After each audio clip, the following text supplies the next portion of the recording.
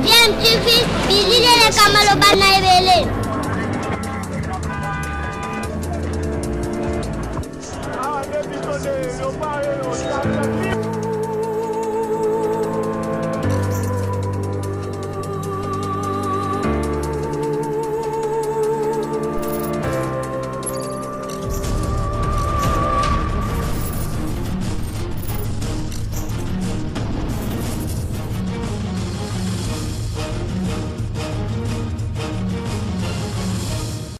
Tu veux toujours un enfant. Les auditeurs tous en place c'est pour servir bino, tous allons dans la première tranche.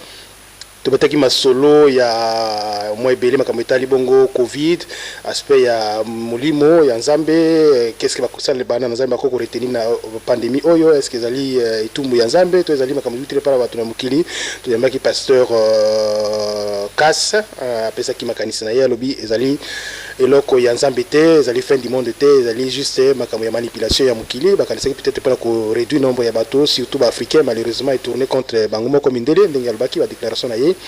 Et puis to yamba ki pe ba ndeko na biso boyebi maître Paulin na maître Nico, bazalaki na biso na première tranche, pesa ki mo makanisa na bango na makamu zoleka na accusation contre premier ministre sortant Bruno Tibala, semble-t-il, misoro ya bateau va conseiller groupe va conseiller aliaka misolo wana ike bazo ko porter beaucoup plainte contre ye pour abonko ko résister mo ko samba pona mbongo na bango wana to lobaki yango to meka ki pe ko pesa makanisi pona détention to dossier à Vital Kamerhe to prometaki que deuxième tranche to zozongela po besoin occasion à réagir na ba sujet oyo to lobaki pesa première tranche besoin ki occasion te na elobeli les gens médar liboso kasi la deuxième tranche to me capé ko lobela muke moi to ko benga ngolo ko la moi guerre to iboyi to yebiti so comment on peut appeler ça mise en place il y a ba o salimi na nouveau ya ministère du travail on va désigner bon ba secrétaire généraux il y a administration publique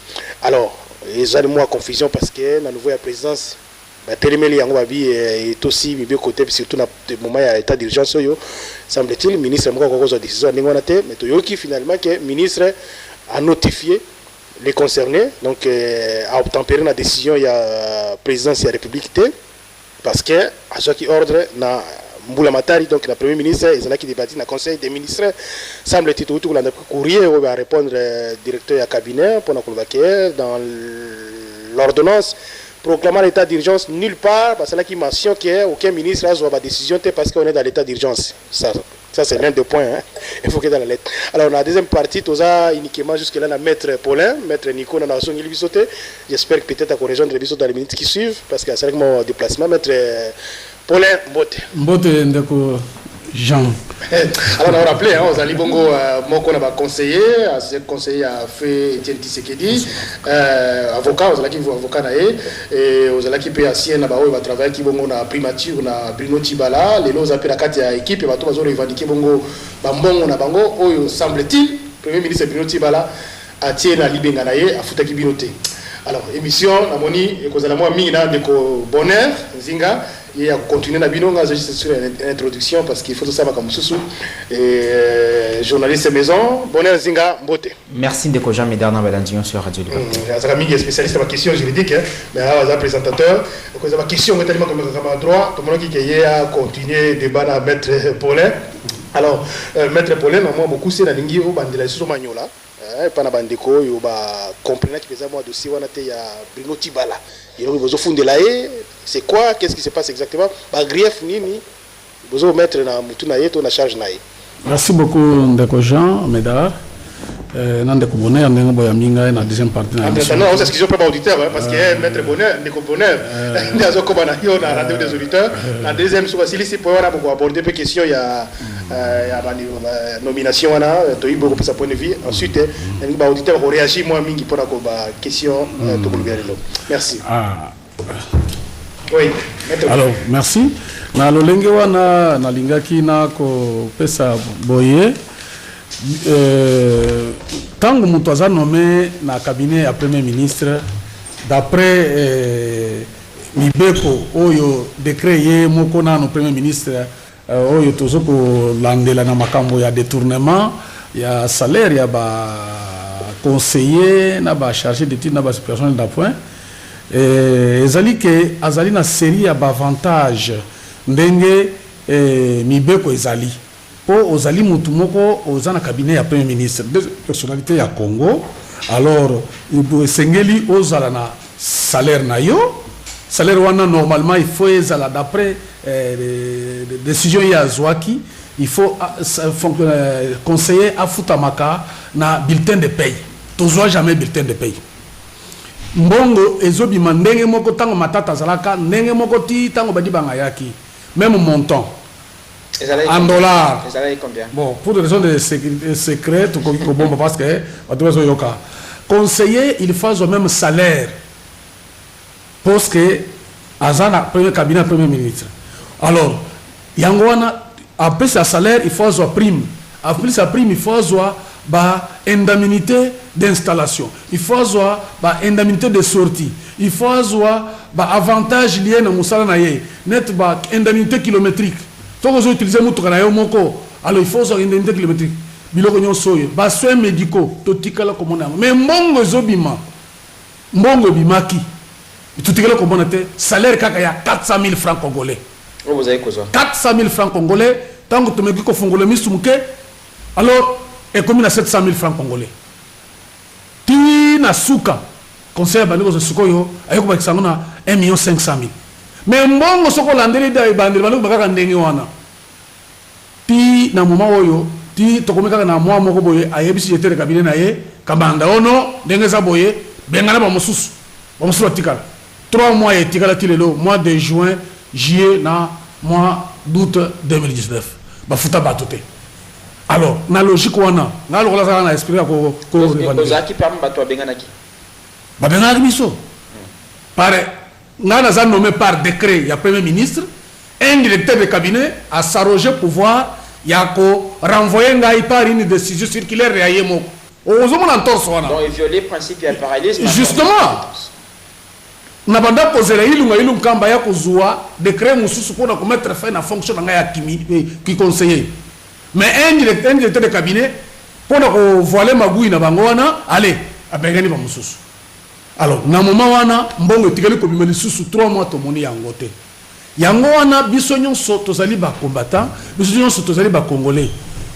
Tozoko bunda pona ba condition de vie ba congolais e bonga. Mais na yeko kama mingi ndele nini, mbongo wana nyoso ba fatage wana e bimaki. Yango monaki procureur na ba groupe ba ndeko na biso mususu basisaki procureur général ya nani ya Matete.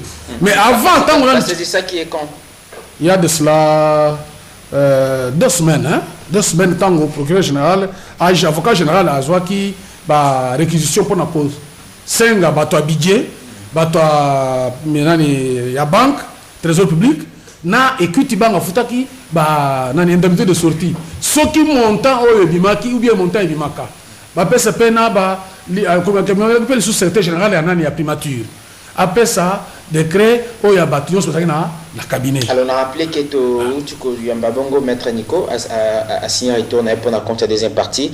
Merci maître Nico pour na voyer inayo. Merci mon amboka abonneur mbote na auditeur nous sur Radio Liberté Kinshasa. Merci bien. Alors Olobi Bodoti Balaton Bobandi na cabinet le quoi ba conseiller azo futa bino 400 000 francs congolais. Après réclamation, il y a 700 000. Et comme 700 000. Il y a 1 500 000. Non, et comme il y a 400 000. Oui. Il y a 700 Quand il y a 700 pour tout le monde, il y a fouta bien conseiller. Non, alors, si vous avez pour fouta comme si vous avez 1 million pour conseiller, comme il y a 1 million. 1 600 000. 1 600 000. Mais aussi ça, vous avez combien de fois avant à peu près 5 mois. 5 mois. 5 mois. Après, 3 mois avant départ, AIPC directeur à cabinet, à Benganabino. La circulaire, alors que nous avons nommé par décret. À réduire en quelque sorte, non, on va conseiller. Voilà. Mais bon, vous avez un trésor de au-delà du fait que Bozaki qui nommé un décret à Premier ministre, il fallait notifier Bino, Soukaya Moussa Nabino, autrement dit, na décret à Premier ministre. Voilà. N'est-ce pas parce que aujourd'hui les dispositions intérieures sont abrogées. N'est-ce pas mais alors pour saisir au lobby juridiction nini alors biso tango yana na sana bokonzi ngai na groupe mususu ya ba conseiller mususu to sisaka parquet général près na parquet général ya après la cour d'appel à Gombe. Après avoir tozana kati ya musala ka na cabinet. Oui. Alors na se rebeller avant benga bino alors. Justement. Dans un droit il faut pas naza la batunyonso. Alors na komaki tango na komaki mukanda wana ba bengi siko kaf. Ouais, ça qui charge conseiller en charge des finances. Alors ayaki conseil administratif financier CAF to benga CAF akenda kuna ti to zeliti pour ba recueillir sikoyo banque centrale tant besoin continuer musala. Oui, alors tant wana sikoyo e commune nini chasse aux sorciers yango yo kaka baba itaka ngai na primature babeta kuna donc organiser kaka eloko mopo babeta ngai. Alors au-delà de justification pour notre bazo sala pour un détournement makambo etali 100 jours il y a chef de l'État azape na ba contentieux mususu na ba personnel dans le ba conseiller ba travail qui na cabinet na. Oui, justement contentieux ezali. Alors c'est comme ça que au monaki la semaine passée nani procureur avocat général oyo ba otiko suspendre parce que c'était un magistrat du peuple ba otiko suspendre ye na misala pendant 3 mois pour nini il a inquiété l'ancien premier ministre. Il y a pas eu tout le monde a qualifié ba conseiller na baza ba balayer na ba nani balayer na ba jardinier. Alors tout ça qui ba jardinier mutute conseiller ça na droit na ba droit na ye. Alors il y avait ba balayer pe basala qui baza na droit en tant que balayer baza na droit na bango mais futa ba toi na ba droit na bango et comme si quoi confusion entre poche privée na trésor public. Bon, le trésor et qui n'a pas de. C'est pourquoi tout ce que senga na procureur général sur kazo ndangai ya matete atika procureur oyo asala musala onenga bandaki de façon que ba réponse ya bato ba requérir na magistrat oyo avocat général oyo kanon ezonga soka moni yango ke ezoko étouffé ye atindango na ba magistrat supérieur to compte parce que état de droit c'est déjà est démarré to kozonga simate maître Nikoma Ngele ya solo Olanda qui peut-être dans les réseaux sociaux justification anticipée. Alors vous l'avez non la maloba. Olanda qui peut-être Junior Kassanda un problème. Olanda qui peut-être justification anticipée à mon amboka Bruno Tibala lobby dans mes matali programme il y a 100 jours il y a président de la République bango ba koma ki ba spectateur pour na propre terme naï. Alors alobi ba koko impliqué bango na kati ya détournement à fond na matali détention avec tel caméra na ba bande mususu ya ba détourner présumé mais au-delà aspect wana ozo ka seule révélation maître Paul Azeko ça là alobi ba conseiller nyonso basaki na Bruno Tibala bazaki bongo ba victime il y a détournement autrement dit bongo ba futaki bango liboso za 400 000 francs ba ko baksa 700 000 après revendication et ko koma na 1 600 000 francs congolais. Alors pour dire il y a des choses encore à dire comme pour dire Ebi Congo motumo tona nzela tuninga na RDC axi na lobiete RDC l'axi République des détourneurs en cravate. RDC République des détourneurs en cravate. Oui, problème il y a détournement, il faut qu'on place dans un cadre global. Tant on va travailler dans la primature. Avant Bruno Tibala, primature existait. Après Bruno Tibala, primature existait. Dans une république normale, puisque c'est un Congo normal, il faut gérer sur base de la texte. Les salaires, il y a des membres et un cabinet à premier ministre. Ils ont prévu dans le texte. Il faut la loi des finances, dont l'extrait, c'est le budget. Parce que le budget, ça, extrait la loi des finances. Il faut la définir dans le texte juridique que conseiller salaire n'est à X montant. De sorte que si on accède dans le montant en entier, alors le cas est, mais pourquoi je n'accède pas à ça ou pourquoi il y a un traitement discriminatoire entre les mêmes personnes, les unes, conseiller chargé de X, Y conseiller chargé de d'autres matières, mais la même salaire, même si les avantages peuvent différer. Donc comprendre que c'est un problème qu'il ne faudra pas analyser en intuitif personnel. Il faut jouer une globe. C'est pourquoi, dans mon réquisition à parquet, Basengi barème salariale, il y a un conseiller depuis Matata, Muzito Chibala, pour comparer un peu et voir, Nani victime de discrimination, détournement ou bien un système de privilèges ou de préférence. Alors, selon lui, il fait ça le quoi encore ou après c'est selon volonté peut-être. Bon, je n'entre pas dans ces détails-là. Non, là, c'est ok. Dans le moment où il y a des réquisitions, il y a des enquêtes qui sont salées. Et comme au-delà, il y a sphère, il y a un conseil à Chibala, au-delà, il y a un jardinier, il y a un balayeur.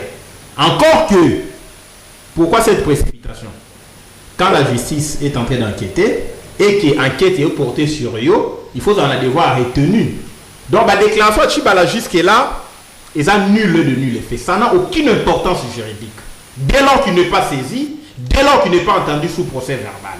C'est pourquoi il faut à la serein, c'est la il va bénéficier, c'est une fuite à l'avant. Tu sais bien que moi je ne défends pas les antivaleurs. C'est pourquoi nous avons toujours proposé qu'il faut enquêter, j'ai sûr, tous les premiers ministres. Au moment où le Congo, c'est vraiment un océan d'impunité, de détournement. Moi je croyais que les personnes qui ont commis la place en haut, vous comprenez? Comme transfert de lutte pour l'état de droit, moi je me disais quand même, puisque moi j'ai soutenu à l'époque j'étais secrétaire général à France Bongo, j'ai assisté à la réunion Bélé à rassemblement, en tant que responsable politique. Namona Papa Tshisekedi, donc c'est comme si c'est lui-même qui comprenait que c'était l'état de droit. C'est comme si c'est lui-même qui était l'incarnation et le peuple d'abord. Maintenant c'est proche non. Maintenant c'est proche. Quand Chibala, oui, Kabila a avoir peste. Quand Chibala, que ton Kabila a affecté. Quand Bruno Chibala est parti, moi je l'ai connu, hein. Bruno Chibala, avocat pris les barreaux, je ne m'abuse pas. Hein? Je l'ai vu. Au prétoire peut-être. Non, son train de vie. Ok, je comprends. Vous comprenez? Nous avons un axe, il y a la même ligne. Avec Bruno Mavungwe à Mamboué. Tu vois? Mais il y a des trains de vie. Mais nous disons, mais puisqu'il a croyé, tant que je suis prévenu en liberté provisoire, a commis Premier ministre. Donc il a géré comme prévenu en liberté provisoire. Si détournement il a détourné à titre provisoire. Si, donc tout se faisait comme un provisoire. Il savait bien que dans l'outil encore il y a Senko, mais le vrai pouvoir est qu'il y a un rapport limité. Donc on peut me faire partir à tout moment. Tu vois déjà l'entendement, l'état d'esprit dans lequel il a travaillé. Donc il se disait, mieux vaut qu'on m'enriche le plus vite possible. Peut-être je peux partir. Et même logique est guidée Kamel. Kamel s'est dit, nous avons comme un directeur cabinet, accord à Nairobi, le Premier ministre. Peut-être qu'on peut m'échanger à tout moment. Donc, l'idéologie, doctrine, enrichissement illicite. C'est une vaste distraction, monsieur. Oui, nous les politiciens, sont au côté de la Bolo, on faire la santé. Mais il dit qu'à peine 20 ans. Il dit qu'à peine 20 ans. Les Kamangasa. Papa Nono Lutula. Papa Nono Lutula, souke kolongo na mutu. S'il vous plaît. Papa Lembi, souke kokoué kolongo na mutu. Je l'ai vu. S'il vous plaît. 20 ans. Batanga fait déjà un âge avancé. Papa Nono Lutula. Alors il conseil spécial et musée en matière de sécurité. Surtout qui l'homme de Konangaï, confrère, à défendre les lots qui Bakangachi, Barabasa, Bisaï. Mais si on a plein pouvoir, il va falloir libérer.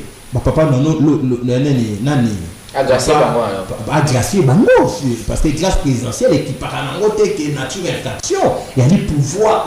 C'est-à-dire qu'il y a ils ont le plein pouvoir.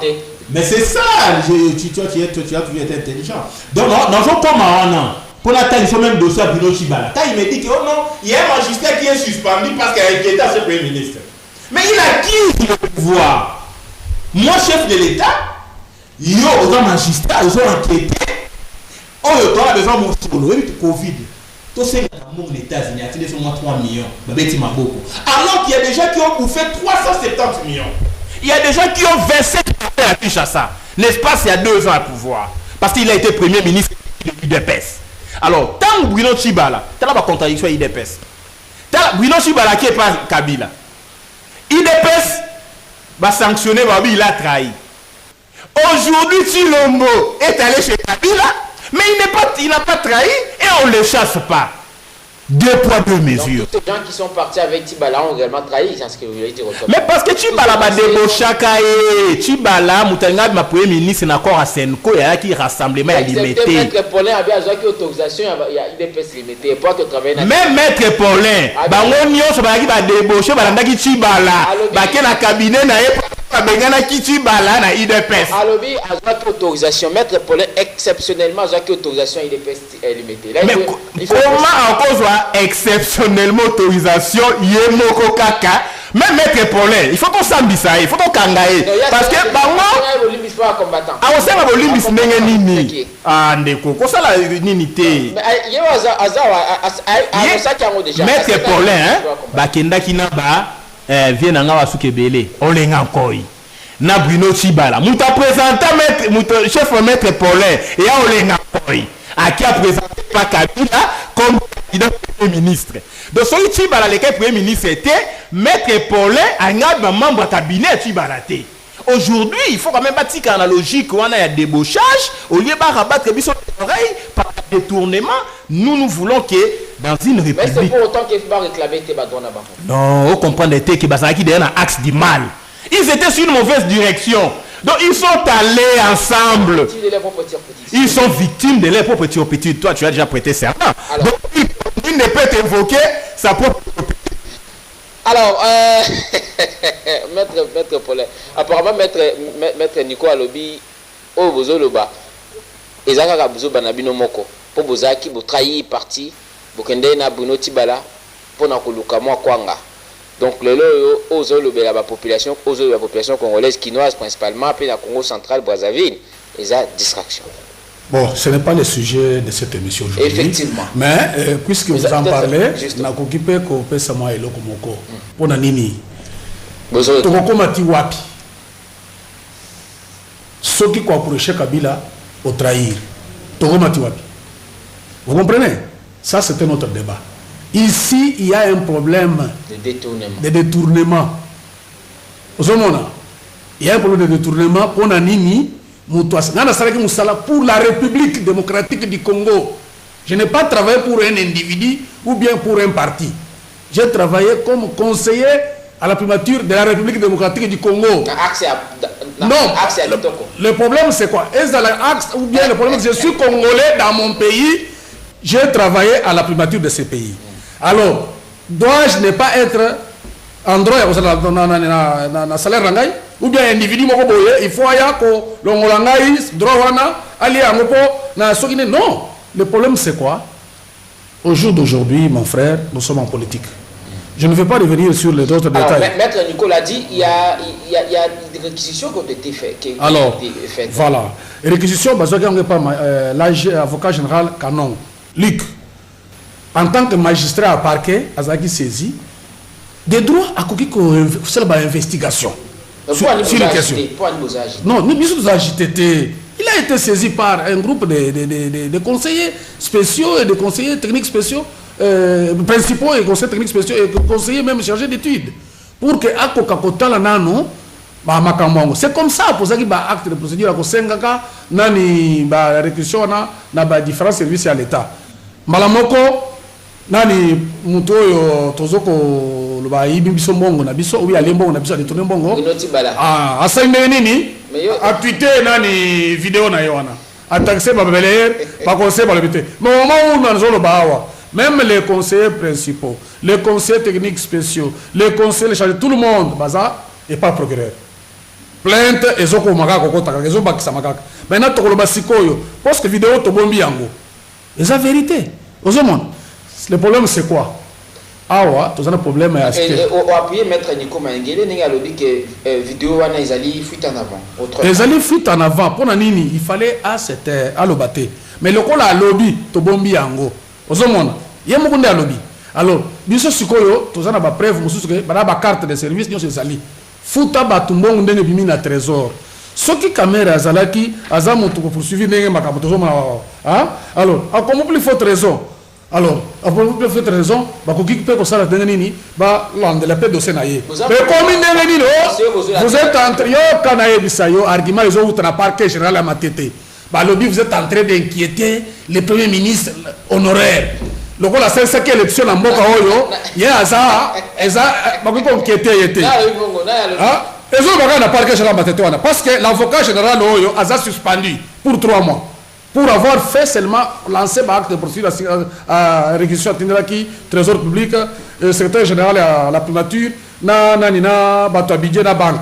Va suspendre dans ça naie. Aux hommes niveau bazo comme ça biso. Non politique et alors, la route on senga politicien wana longola lokolo na likambo oyo, eza likambo parce que ngane na saboye, naza na problème na nzambe, na futi dim na été. Il fallait na pesa dim na ngai et pas nzambe ndenge longo bani. Eza na maboko a chibala, après sambongo ngana zo na ke futa dim na ngai pas nzambe. Maître Nico, vous l'avez suivi, hein? Par rapport à ma matali suspension, il y a avocat général à une instruction à faire Tibala. Suspendre, hein? Maître Nico Mangeli. Non, Ndeko, et bien, tous en honnête. Au moins, pouvoir, il y a deal. Conséquences, non, il y a problème, à obstruction, il y a banquette, il y a le ministère, il y a justice. L'homme du PPRD. Kabila. Au moni ministère assistant to ebisi Monsieur Félix Antoine Tshilombo. Attaque au longa quitté. Attaque au sali deal na monsieur Kabila. Koti que le ministère à justice pour réforme en 2011 et ramena qui parquet et comment organe l'exécutif. Donc le ministre de la justice a un pouvoir sur le parquet. Il a les droits d'injonction sur le parquet, les droits de regard sur le corps ministère public. Kopé sabango justice c'était.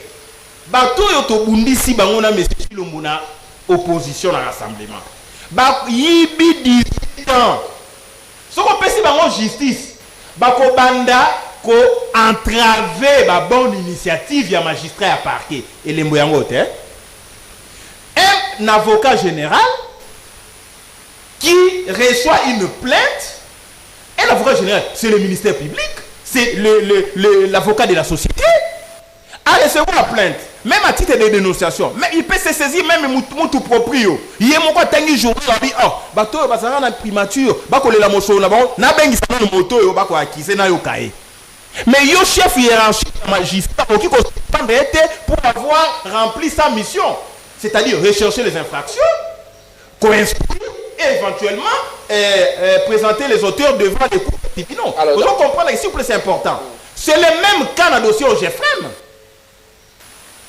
Un OPJ, parquet près la cour de cassation, reçoit une plainte, va décider un OPJ, va ouvrir un dossier à supervision, pas d'instruction, supervision à parquet à cassation, va payer sur OPJ, parce que tout magistrat à parquet à un ministère public peut recevoir une plainte.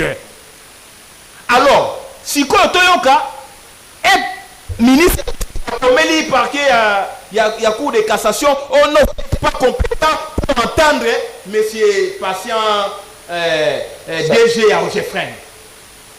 Les autres vont rétorquer. On a violé aucune disposition. Cour constitutionnelle intervenir à rappeler le ministre de la Justice à l'ordre. Vous comprenez le cours constitutionnel. On a Toriboui. C'est le cas.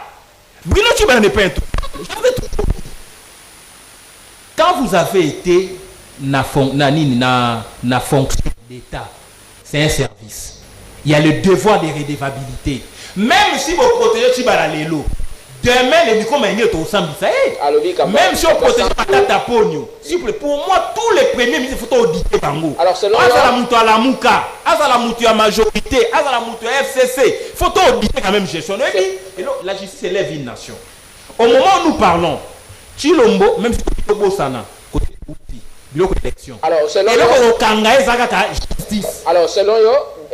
Bruno Tshibala continue à bénéficier de la protection. Autrement dit, il y a Kingakati, est-ce que vous comprenez la carte? Non, on peut se battre. Kabila a géré beaucoup de temps.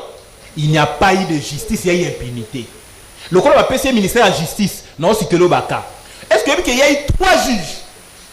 Il y a le tribunal de la grande instance qui venait de se déporter. Justement. Parce que qui va instruction va libérer déjà Foner. Na peine. Tant que le juge il y a détention, il y a tripé à maintenir la détention, bah qui n'a peine Les magistrats ont subi les pressions à PPRD. Va libérer monsieur le DG Aponer. Il est du PPRD. Moutouya OGF, PPRD. Tchibala, FCC.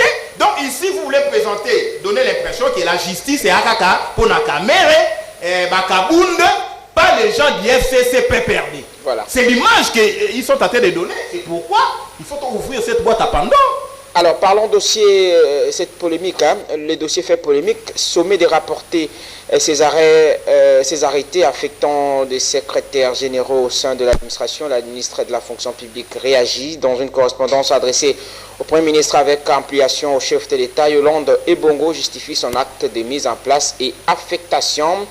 Selon la patronne de l'administration étatique, sa décision qu'elle estime fondée ne vient que procéder à la mise en place et affectation de ces hauts fonctionnaires, secrétaires généraux nommés depuis 2018 et qui n'avaient jamais bénéficié d'un quelconque acte d'affectation.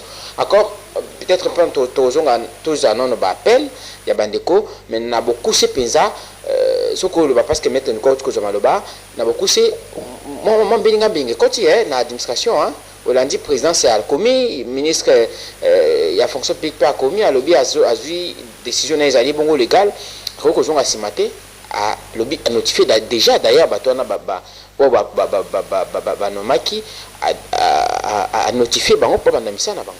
Oui, avant na comme on a lingra na lombango pesa pour na zolo baboye. D'abord la première dans le thème tu vas développer. Na lingra chité on a conclure l'idée nanga que très rapidement. En tout cas, la population betelaka procureur général a maltraité Maboko pour un dossier Kamere, balobi état de droit ayé. Pour un dossier Chibala, Tolingi état de droit wana eya les sous. Aux hommes, ce qui bat à FCC parce qu'on interfère dans les mutrabango FCC batika vraiment va remettre bato nyonso ba victime na droit na bango. Ndele utozo senga yango wana. Alors, pour la question où tu ko tunanga sikoyo, la lingi na lo baboye ndeko nangaye. Évidemment, lorsque vous avez la Constitution de l'article 81, il est dit expressément que les chefs de l'État nomment et relèvent de leurs fonctions les officiers et de l'armée, de la police, et puis un peu in fine, les sous-souquets, les sous-sous, aux responsables et administration. Ici, le secrétaire général a aux responsables d'administration. Alors, ndenge toujours dans la historique, ezaki un concours basalaki, secrétaire général balekaka peut-être nombre à ministère. J'ai suivi avant-hier un secrétaire général, je crois, au sport. Il disait, Okito, je crois c'est lui, sur Top Congo, il disait que basaki balekaka on est la pépinière, de façon que a gagné un pourcentage belé à Koufaka déjà. Alors, moyen, vous les athées, alors, tant que dans le concours, on a point belé, mais à Koufi. Bon, pourquoi bah, ça de façon que, bah, au moins, une quinzaine de secrétaires généraux à Mopanzi, de façon que ceux qui, moi, vie des autres, pour ça, bah, ça va système complété. Alors, dans le lendemain, on a il y a un problème. Il y a un problème vraiment des droits qui se posent. Parce que normalement, la décision, il faudrait que, traiter on a conseil des ministres. Sous la supervision, il y a le Premier ministre, chef du gouvernement, et juste la décision ne va appliquer. Mais ce qu'on a déjà échange entre ministre et la fonction publique, directeur de cabinet et chef de l'État, je crois qu'il faudrait que Batouba respecte le texte et ils corrigir dans le domaine de Bissouana. Maître Nicolas Mangele, peut-on le balelo que de la marque et harmonie est dans la institution.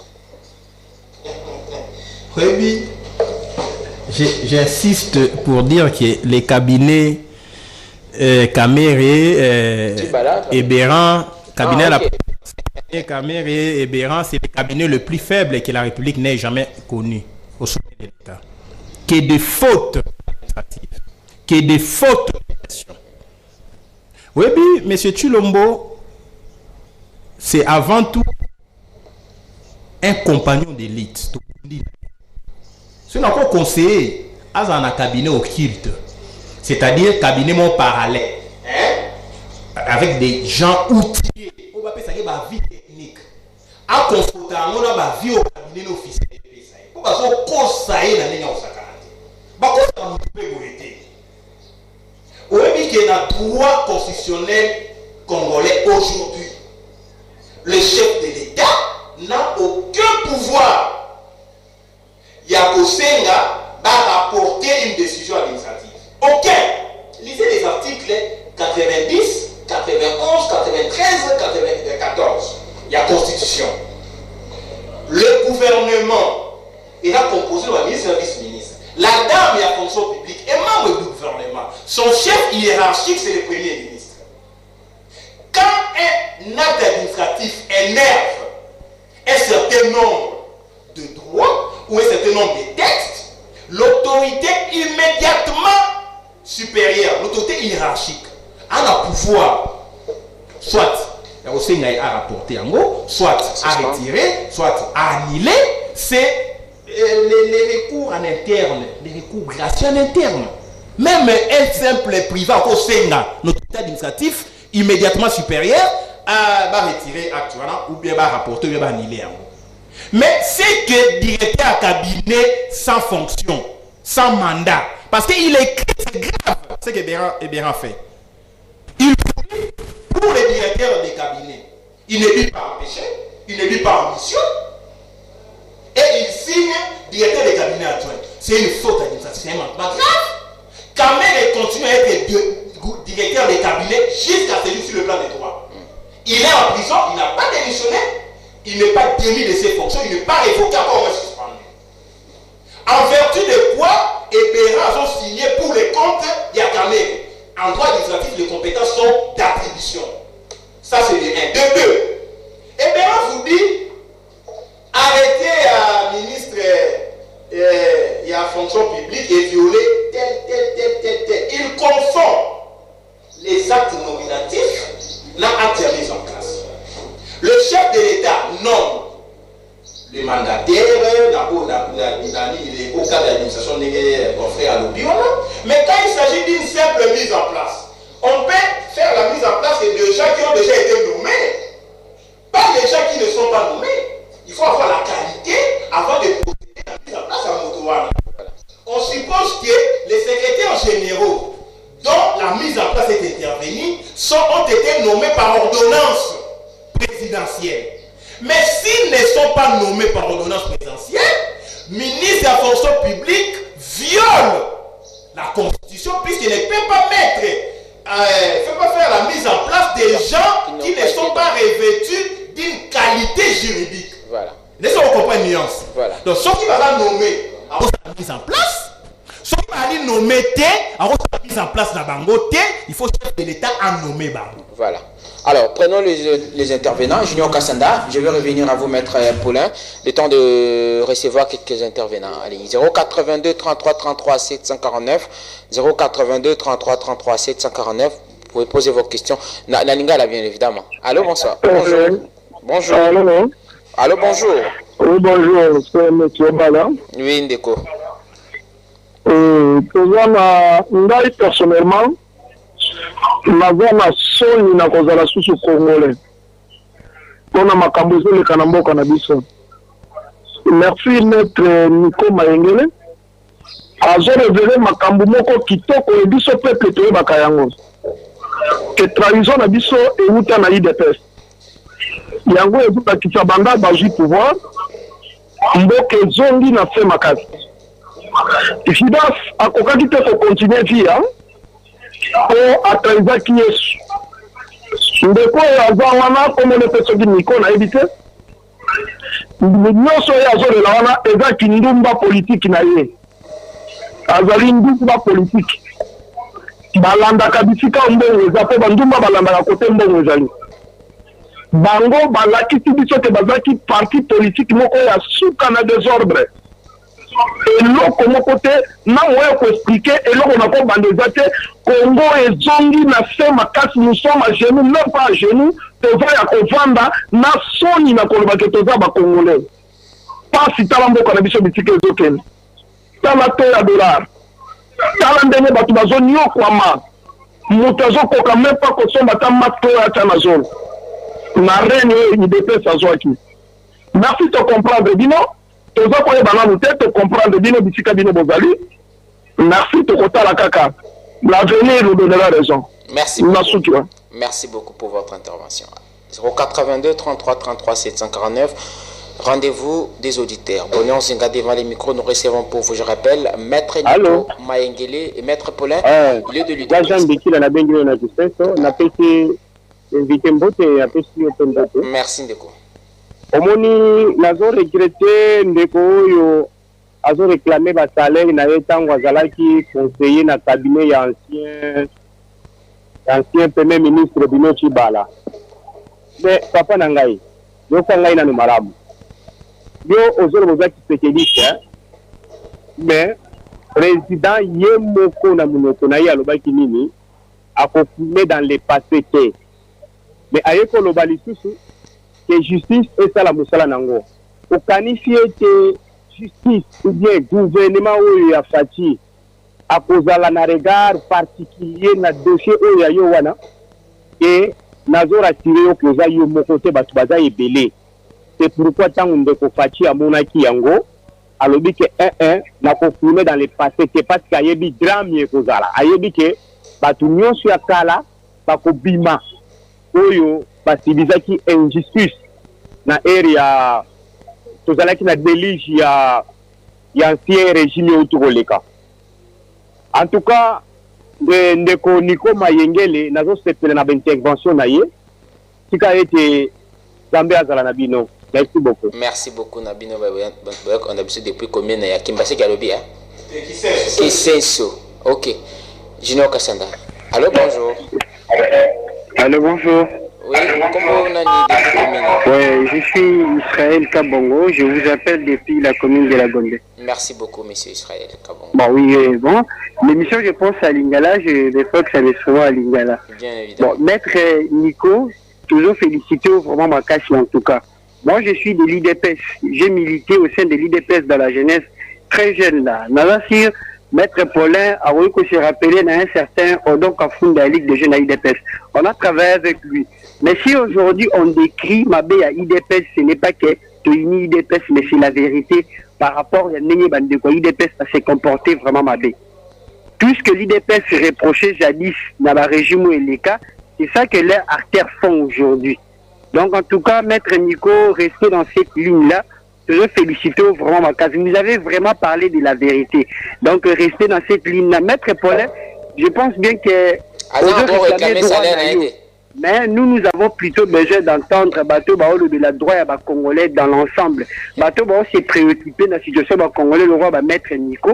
Les bateaux on pose ça d'abord. Mamba salaire, en tout cas, bon, vous avez travaillé à Foutakibino. Yemoro Bruno Chibala, il a été premier ministre, na base de Magui, na base de voix moko frauduleuse. Alors, je veux léger accepter ce qui vous est arrivé. Donc, en tout cas, moi, mon commentaire, ça, na sujet na wana, et zapendate. Donc, ceux qu'on a le roi va mettre Nico, ceux qui veulent bien, et le peuple congolais dans la... J'espère que Mbalo mette Nico à le roi député. Pour que ma partie, bakena batibala, baké pour ça là, pour y avoir un gros rassemblement. Et les lots avaient pour subir sort et trahison.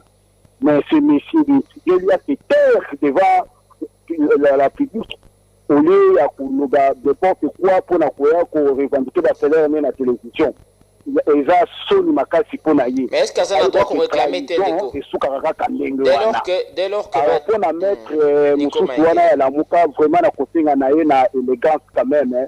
Félix Saza Mouninga naïe tout ça tu l'ombo quelque part les gens qu'on détruit. Oui, comment on a dit déco? Alors comment on a dit chef de l'État? Kombo nani olobaki ndeko? Kombo nani olobaki? Kombo Tizon Kalongo depuis la commune de la Gombe. Ok. Kalombo, c'est ce qu'il a dit. Junior Kassanda intervient. Allô, bonjour. Allô. Bonjour, depuis quelle commune votre nom? Bonjour, Ndeko Didier na monga fula. Oui, Ndeko Didier. Nalingi d'abord na lobaka.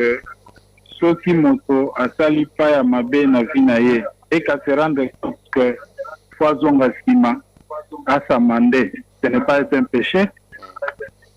Soki M. Paulin a lobby que azongi na IDPS. Nous avons un groupe de députés. Asenga bolimbisi ba combattant balimbisi ba Donc, mais justement, je suis en train de l'appuyer. Naza pour appuyer parce que ce n'est pas un péché. Parce que les gens commencent à taper sur lui pour dire que voilà, Zandumba politique. Nous connaissons la réalité de ce pays. Et puis lui dit qu'il a obtenu...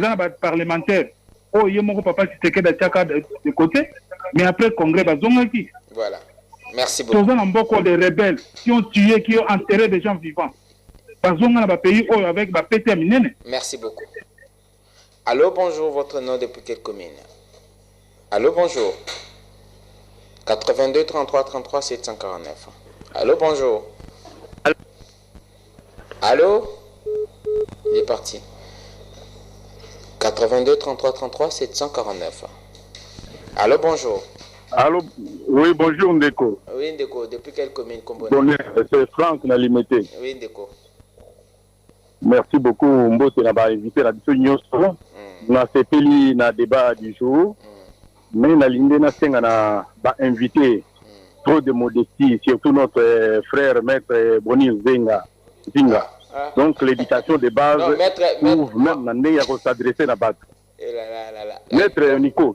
Oh, merci. Non, ça dépend de la façon dont nous éduquons nos enfants à la maison quand ils s'adressent devant une autorité ou bien un âgé. Que reprochez-vous à Maître Nico? Bon, attends, on est une parenthèse. Mais je voudrais tellement... Merci beaucoup. Très rapidement, parce que tu as tout couru ici, Mangonga. Il faut toujours intervenir pour te conclure. Junior Kassanda, il est parti. 82 33 33 749. Allô? Allô, bonjour. Bonjour. Oui, Ndeko, composant depuis commune. Allô? Aux en direct de la Radio Liberté. Bonjour. Aux en direct. Oui, Ndeko. Comment on a les gouverneurs? Ah, gouverneur. Oui. Mais occupation on a les boy. Oui, maître, ce maître qui est maître Nani. Oh, wapezo wa Zambali. Maître atika bilogwa mukonzamboga aza mukonzamboga atika sala na mukonzamboga. Mukonzamboga sagana na ete. Merci beaucoup. 82 33 33 749. 82 33 un intervenant. Allô, bonjour. Oui, allô. Oui, Ndeko, comment on a dit? Allô. Aux en direct. Bonjour, on a bien depuis matin à 4 heures. Toujours à Ndeko. Na lingana répondre maître Paulin. Voyez bakel. Mbongo wane dan net ya jamba bakela ngo suluté. Merci beaucoup. Abe ya mon ajamba basenga alisuste. Mon ajamba. Allô, bonjour. Allô. Comment nani depuis commune? Mabeni na commune à Totoku. Na commune na Masina, na Masina. Masina, oui. Aux endroits Combo monsieur Rodrigue. Oui, Ndeko Rodrigue. En tout cas, papa, tout ce na mettre comme Maïngela, il faut avoir beaucoup de respect avec le chef de l'État. Aza chef de l'État élu démocratiquement na RDC. Asalini ni maître Nico. Non, bah propos na eza malamuté. Merci. Biso tozo moi déjà avancement ya mboka o nemezo kele. Mboka o ezala ki l'état de droit. Mais là c'est la avancement ezali. S'il vous plaît. C'est la première fois ba interpeller au direct du chef de l'État. Donc avancement ezali sur le plan démocratique. Mais quand même, toujours un état. Merci. Merci. On prend les tout derniers intervenants, Junior Kassanda. Allô, bonjour. Il est parti. Les tout derniers intervenants. Allô, bonjour. Allô, bonjour. Allô. Bonjour aux en direct. Allô. Junior a un problème de liaison. Alors, on est obligé d'arrêter là. Mais nous allons revenir à vous, Maître Paulin, certainement. Hein? Maître Nico a préparé des éléments et puis certainement à conclusion. Tozoki Massima Ngonga. Na cette semaine, na appel ya ndeko alobi ezambo ya jamba. Oui, merci. Merci mingi na balandina biso ya Ralik. Voilà que c'est vraiment que c'est l'émission la plus suivie de la ville de Kinshasa. Alors, la démocratie oblige, Moutouzana point de vue naïe. Alors, je respecte intervenant Nyon Sabengi. Bao bape singa conseil na conseil la yango. Bao bape singa toli na konima yango. Na zamwana na bunga kinzela na zongi na ndakwa papa na ngai mabe ezalité bayamba ngai lokola mwana etike o azongi pa na bango. Pona nini papa Etienne alakisaka biso d'abord le sens de pardon. C'est comme ça que je m'agenouille devant tous les combattants et combattantes. Il n'y a pas une question qui se pose à ce niveau-là. Le problème qui se pose ici, je ne suis pas venu revendiquer que le makambo salaire n'a awate. N'a pas dénoncer la politique et la justice en dents de scie. La politique à vitesse, de deux vitesses, il y a justice. Donc, on a dénoncé juste. Quand on prend la caméra, même par que Salim Bangu Bangu, quand on prend le protégé de l'ancien régime, va suspendre un magistrat, vous inquiétez le premier ministre en fonction. Honoraire plutôt, vous inquiétez, vous organisez les EP à l'Obino, j'ai organisé les élections dans ce pays, pourquoi comme si, tant qu'on s'allie ces élections, vous ne jamais interpeller. Donc, il y a ces élections. Donc, il y a ça intouchable. C'est comme ça que nous avons donc, ce qui est vrai ici, parce que dans la première partie, Jean Médard, il fallait éclaircir pour lié la question à tout pour l'histoire en Boka, tant on a le fait que nous avons un ancien président vivant. Alors, Sengeli, mon conseiller en place, attend aux États-Unis, attend en Amérique, attend en Amérique, bien en Europe, ancien président, pour une question donnée parce que c'est comme ça que j'ai dit que les gens ont la liboso depuis 60. Évidemment, le contradicteur, le confrère monté, non, c'était pas Kassavou Azaki vivant. J'ai dit non, c'est pas vrai. Kassavou Mobutu Azaki Bokonzi n'a coup d'État. Tant que vous avez coup d'État, c'est différent. Il y a élection. Coup d'État, Islamaki-Wana. Je ne vois pas quel jour donc c'était exclu. Et puis je voulais aussi éclairer un aspect très rapidement la question qui par rapport à Nania question liée à Kokende. Évidemment toujours couper ça d'abord Longonia avancement il y a justice Nabiso parce que lui et moi nous sommes d'accord que la justice élève une nation. Alors, dans le sens où on a topé sa chance, la justice Nabiso et Koka, de façon à ce que Tokoka, pesa pouvoir non c'est pas magistrat, bah politicien surtout bah ministre de la justice, s'interférer, atika dossier au yoto qui on a posé ça. Batu mususu baza ba victime na badroit na bango baza na courage ya ko dénoncer ango de façon à ce que ba remettre bango na badroit na bango. C'est ça le sens où il y a intervention na lelo exactement ko lelela na la nature ko lelela. Alors très rapidement pour la matali ministre de la fonction publique. Voilà sur cette voilà merci beaucoup. J'assiste vraiment à une certaine théâtralisation. Il y a seulement avancement, mais ils ont témoigné que l'harmonie ne fonctionne pas ici en Ils ont théâtre. Alors, qu'est-ce qui se passe?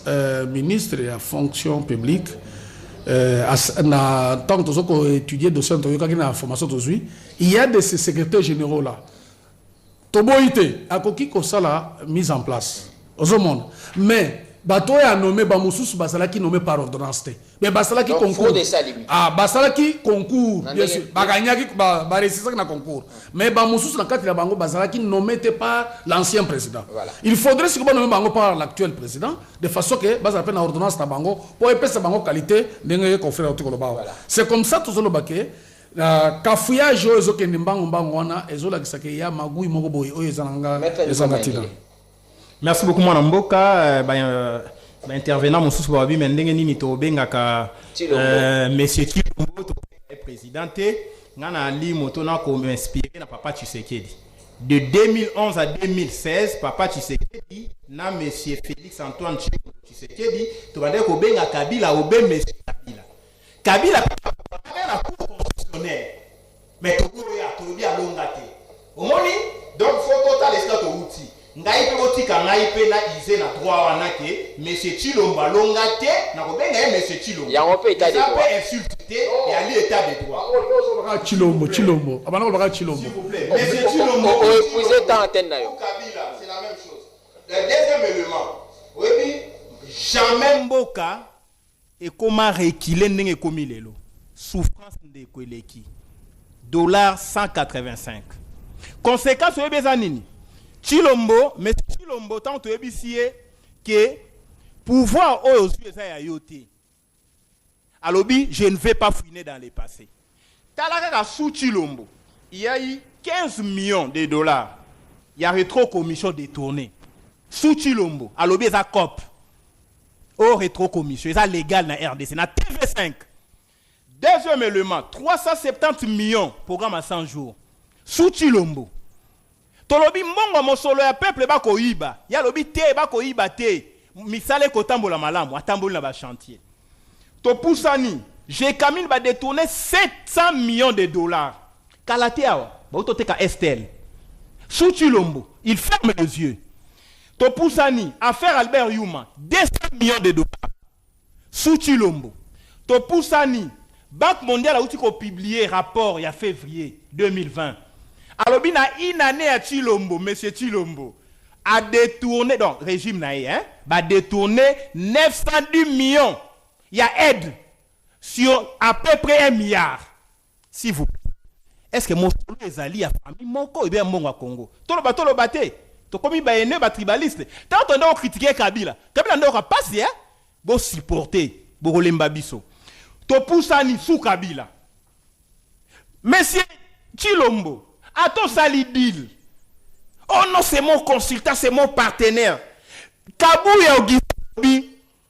Kabila Motamu. Yamboé Tonabo Konzi Atali. Nagotike la partie ni Naponi. Vous appelez ça les élections? Vous avez les audios, les vidéos? Kabila Nda Poni. Agotike la Nani Bokonzi. Augustin Kabouya Loba Yango. Monsengo Lobi.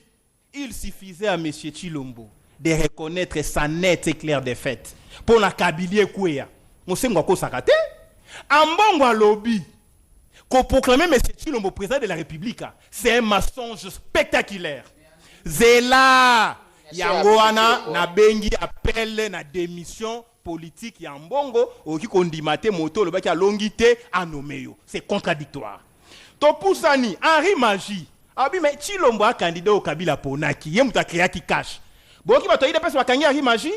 Topusani, Douni à lobby. So qui Chilombo a zawana. Y a la volonté sénité. C'est volonté à M. Kabila. Bon kanga Douni a mouta a peu perdre. Topusani, Macron en France. Alors oui, M. Chilombo, tu dois prendre ton indépendance vis-à-vis de Kabila. Est-ce que vous fondez Macron, vous finissez? Topusani, André Flao, ministre belge. Il y a défense. Tant que M. Chilombo en France, mais en Belgique, il y a André Flao lobby. M. Chilombo, pour nous tuer le président de la République. Si nous avons un Congo et Ali Mboka Moboe, IDPS a joué en otage, tout le batté. Ce qui, to bundaki na M. Félix Chilombo, nos positions pour le régime échangé. Ndeko elle a poto kanga. S'il vous plaît, 30 secondes. Elle a poto kanga. Batu ba yiba mbongo ya passeport gate, bazan liberté, mbongo ya Panama Papers, bazan liberté, mbongo ya Bukanga Lonzo. Des millions. Bazan liberté, mbongo ya fibre optique. Bazan liberté, mbongo ya FPI. Bazan liberté, mbongo ya ba locomotive ya Banque mondiale ya SNCC. Bazan liberté, mbongo ya construction nouveau aéroport. Mona kabila ça la pose la première pierre. En liberté aérogare, mbongo ya construction marché international Maluku. 2 millions, ils sont en liberté, mbongo ya Gopas.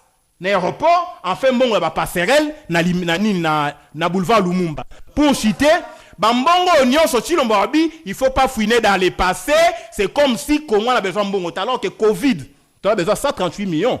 Au Banque mondiale la PESI, va imposer le vaccin, biso to vaccin parce que Jérôme Mouniangyo ayo Abi vaccin et Amabe.